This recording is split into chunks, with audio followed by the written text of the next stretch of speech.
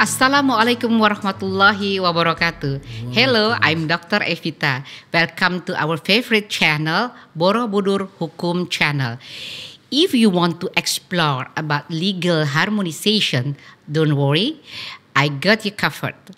Here with us a special guest, Dr. Subianta Mandala, one of the postgraduate lecturers at Borobudur University.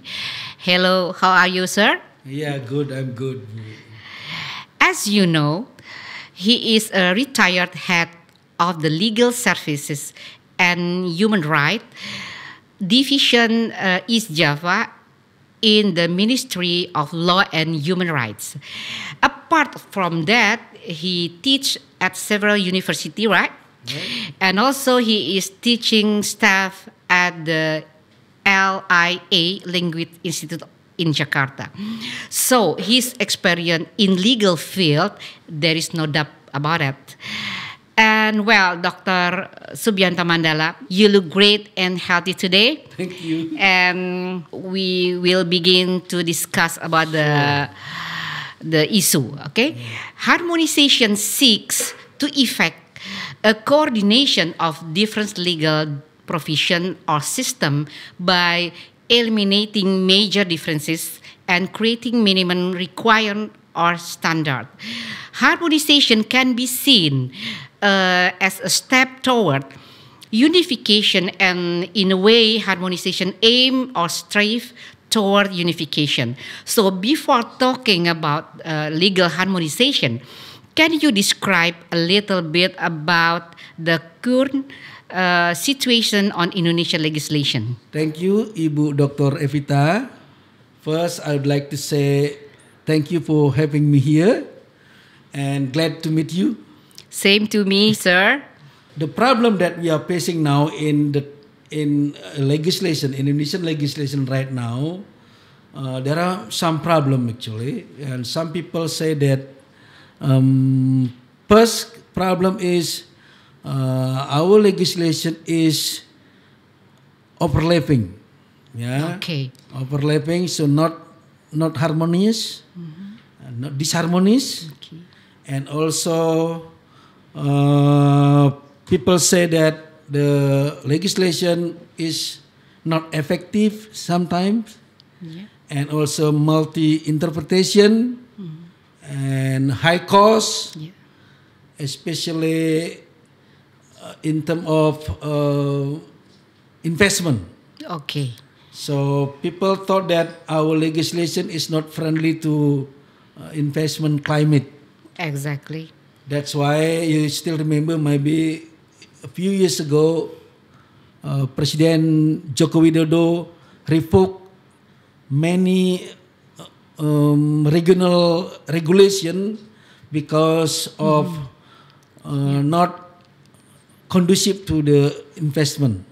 So President Mr. Joko Widodo instructed the Minister of Law and Human Rights and also the Minister of Home Affairs to review some legislation and to make a reformation, to reform laws and regulation which are not consistent with our national philosophy, Pancasila, not consistent with our goal to attract investment. So that I think that the main concern of the government at that time is the law is not supported the investment in Indonesia. Okay. I have the same thought as your opinion, sir. Yeah. This situation has caused concern for the Indonesian people, of course. Well, the following question is become more interesting to listen to. What is legal harmonization in your opinion? Okay. I think legal harmonization is one of the procedure to be to go through when you make a law. When you make law or regulations, then there must be legal harmonization. It is one step you need to go through, and even this is very important step actually, very important step. So. To answer your question, what what legal harmonization is, I think by definition we can understand that Okay. legal harmonization is a process Okay. how to make harmonize the laws and regulation, how to make synchronization between among laws and regulation in Indonesia, because you understand that our system, our legal system in Indonesia is we adopt what we call hierarchy of regulation, Exactly. hierarchy, yeah. Yeah. So the lower laws and regulation should not be in conflict with the higher regulation. Okay. Should not be in conflict. Yeah. Not contradicted to the higher regulation. So by harmonization, then we have to make sure that the all regulation must be a single integrated unit Yeah. in the framework of our national legal system. Okay, that's right, sir. Furthermore, sir, what is the purpose of legal harmonization, especially for our country? Yeah, I think as I mentioned before that legal harmonization is a very important step to make laws. Yeah, by legal harmonization is important in the case that we want to make our law is more harmonious, to how to make the laws more legal certainty. Yeah. So the point is legal certainty is the objective of this legal harmonization, the legal certainty. Okay. Yeah. So, if that's the case, who is responsible for the legal harmonization? Yeah.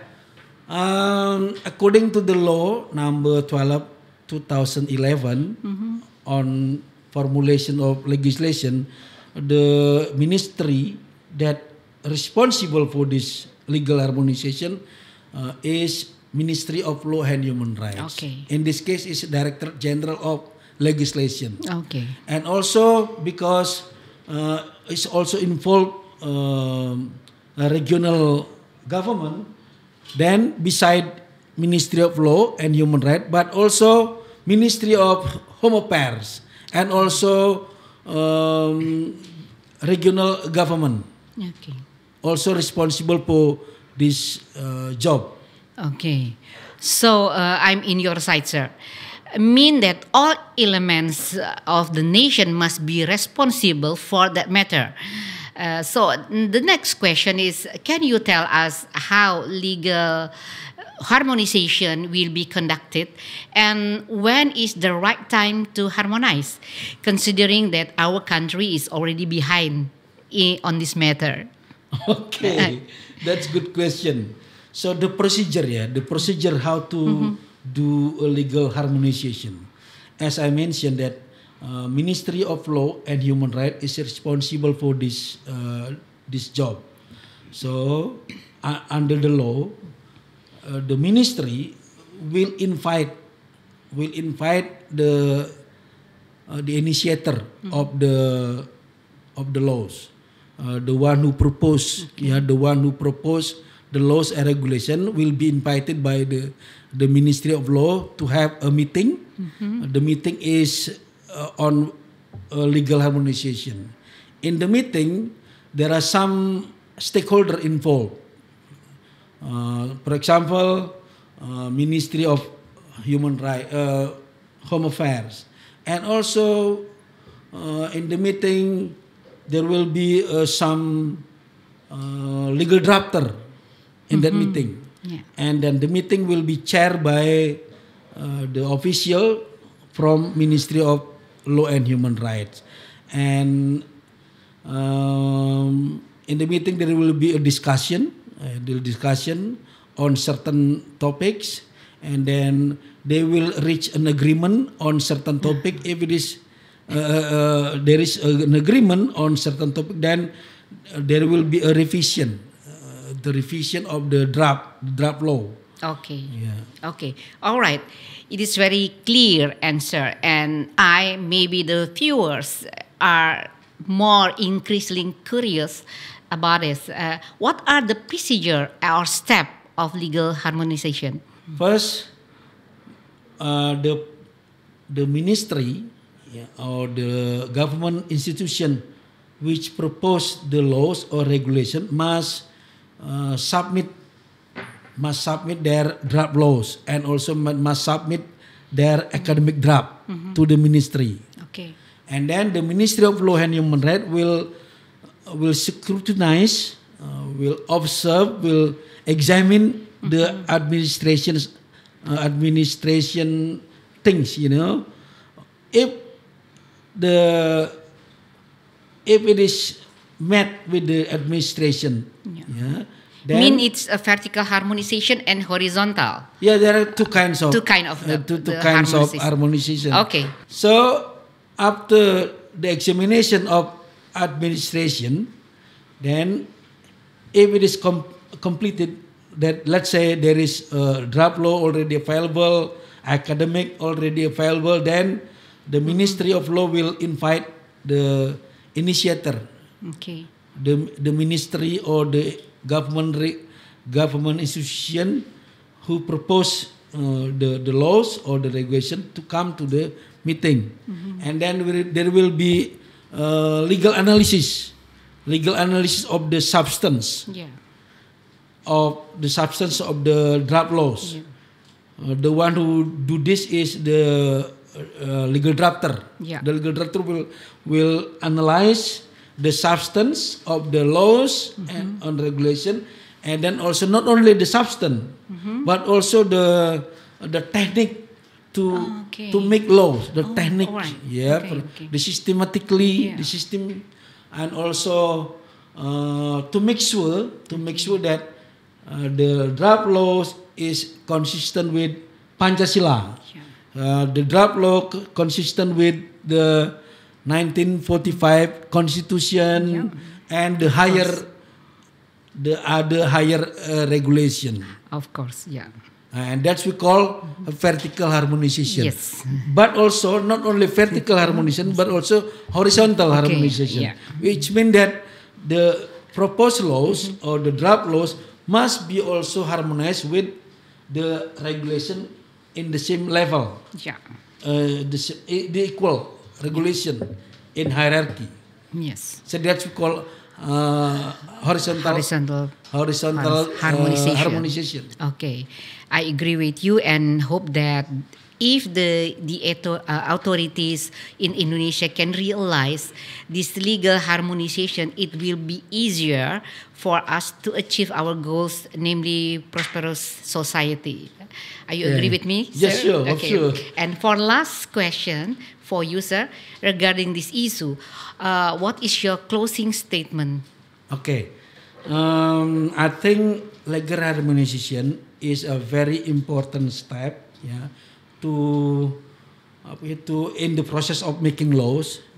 Why? Because by legal harmonization, it will improve the quality of legislation, and then at the end of the day, this process will make the laws is more effective, more certainty. Yes.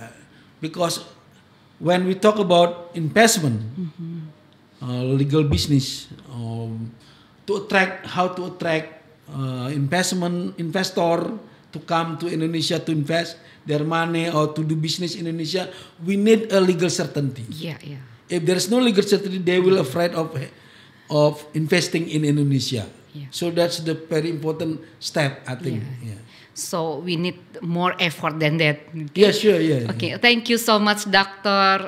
Subianta Mandala, for your explanation of legal harmonization. Because this is important information for viewers to be able jointly increase scientific insight and implement it for the common goods, especially for our country. So, keep watching for the next session with me, Dr. Evita Isrono Israhadi from Borobudur Hukum Channel. Wassalamualaikum warahmatullahi wabarakatuh. Bye bye. Waalaikumsalam. Bye bye.